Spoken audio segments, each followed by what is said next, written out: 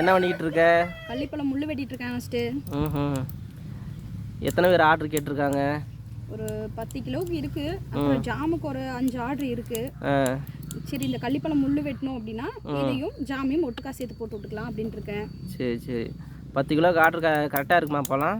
இல்லை, கம்மியாக தான் இருக்கும். ஏன்னா இதில் வந்து சின்ன பழமும் இருக்குது, அப்புறம் ரொம்ப வெயிலுக்கு காஞ்சு போன பழமும் இருக்குது. இதெல்லாம் பிரிச்சுட்டு நல்ல பழம். வெயிலுக்கு காஞ்சு போனாலும் அந்த பழம் வந்து நல்லா தானே இருக்கும்? நல்லா இருக்கும், சாப்பிடலாம். நாங்கள் டெய்லி சாப்பிடுவோம், பிள்ளைங்க சாப்பிடுவாங்கல்ல, அதனால ஜூஸ் போட்டு வச்சு சாப்பிடுவோம், இல்லைன்னா நாங்கள் சாப்பிட்டுக்குவோம். சில கஸ்டமர் ஏன் இப்படி இருக்குன்னு கேள்வி கேட்பாங்க. அதுக்காக வந்து சரி எதுக்குன்றனால நல்லா இருக்க பழத்தை போட்டு விட்டு இருந்தாலும் ஏதோ ஒரு சமயம் 1 2 போடலாம். அது போகும், ஒவ்வொன்று எல்லாம் போகாது, எல்லாமே போட மாட்டோம். பார்த்து அதுக்கு ஏற்ற மாதிரி செடியிலே ஒவ்வொரு டைம் பறிக்காம விட்டுட்டு வந்துடுவோம். சரி சரி. ஆமாம், இது என்ன தனியாக பழம் வச்சுருக்க? ஒரு 4-5 பழம். இது வந்து பயங்கரமாக முள் இருக்கிற மாதிரி பழம்.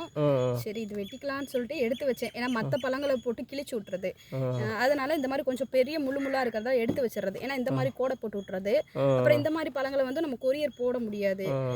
நம்ம வந்து ஜூஸு இந்த கோடு போட்டிருக்க பழம் இந்த இங்கே இருக்கிற பழம் அப்படி தானே? இதில் இருக்க நிறைய பழம் அந்த மாதிரி தான் இருக்குது. ஏன்னா அந்த மாதிரி முள்ளாக இருக்கிற பழம் வந்து கிழிச்சு விட்டுருது. ஆமாம், கிழிச்சு விட்டுறது. இல்லைன்னா ரொம்ப பழமாகி நம்ம பழங்களோட பழமாக போடும்போது வெடிச்சிருது.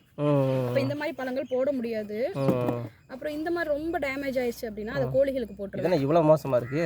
அது இடுக்கில வச்சு பறிக்கும்போது இந்த மாதிரி உடஞ்சி போச்சு. அப்புறம் இதெல்லாம் வந்து வெடிச்சிருச்சு. இப்போ என்ன பிரச்சனைனா, செங்காயம் இருந்தால் பிரச்சனை இல்லை. ரொம்ப பழுத்து இருந்துச்சுன்னா கொஞ்சம் டேமேஜுங்கிறது நமக்கு அதிகமாகுது. ஆமாம், இதில் பார்த்தா ஃபுல்லாமே இடுக்கில பறிச்சதாகவும் இல்லை, அந்த மாதிரி இதெல்லாம் இடுக்கில பறிச்சு. சில கஸ்டமர் கேட்குறாங்கல்ல, ரொம்ப பழமாக வேணும்னு. இந்த மாதிரி பழமாக அனுப்புனா நிலைமை இப்படி தான் இருக்கும். ஏன்னா டப்புன்னு போட்டாங்கன்னா வெடிச்சிடும். அந்த பழத்தை ஒரு நாள்ல சாப்பிட்றணும்.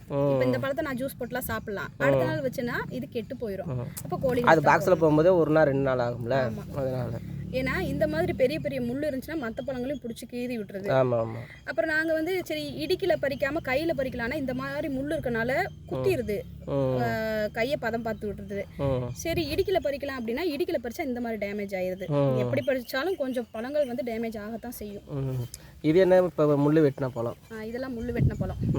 முள் வெட்டி இங்கேயும் முள் வெட்டி பழம் கிடக்கு. முள் வெட்டி தனியாக போட்டு வச்சுருக்கோம். ஆமாம், இந்த மாதிரி போட்டு வச்சுருக்கிறேன். உங்களுக்கு கொடுக்கும்போது இந்த மாதிரி பளிச்சுன்னு தான் இருக்கும். இந்த மாதிரி இருக்கிற பழங்களை வந்து நாங்கள் முள்ளெல்லாம் வெட்டி உங்களுக்கு க்ளீன் பண்ணி கொடுக்குறோம். அது பழமாக இருந்தாலும் சரி, காட்டு ஒரு நிமிஷம். இப்போ பழமாக இருந்தாலும் சரி, பச்சையாக இருந்தாலும் சரி, ரெண்டுமே பழம் தான். ஆமாம், கரெக்டு தானே? ஆமாம், இதுவும் பழம் தான், அதுவும் பழம் தான். சிவப்பாக இருந்தால் தான் பழம்னு சில பேருக்கு டவுட் கேட்குறாங்க. அப்படிலாம் கிடையாது. அப்படி இல்லை. சரி, ஓகே.